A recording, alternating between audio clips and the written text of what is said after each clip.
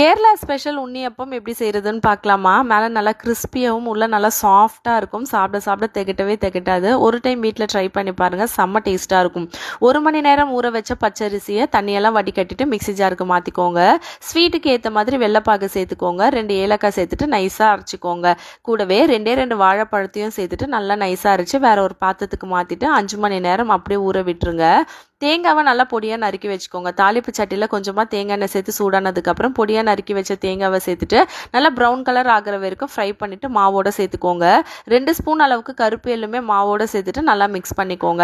பனியாரக்கல் அடுப்பில் வச்சு நல்லா சூடேறினதுக்கப்புறம் கொஞ்சமாக தேங்காய் எண்ணெய் சேர்த்துட்டு அதுவும் நல்லா சூடேறினதுக்கப்புறம் ஒரு குழிக்கரண்டியாக மாவு எடுத்து அந்த பனியார சட்டியில் ஊற்றிட்டு 2 சைடு நல்லா வெந்ததுக்கப்புறம் திருப்பி போட்டு சர்வ் பண்ணுங்கள். செம்ம டேஸ்ட்டாக இருக்கும். ட்ரை பண்ணிங்கன்னா கமெண்ட் பண்ணுங்கள். நாளைக்கு வேற ஒரு ரெசிபியில் சந்திக்கலாம். Thank you.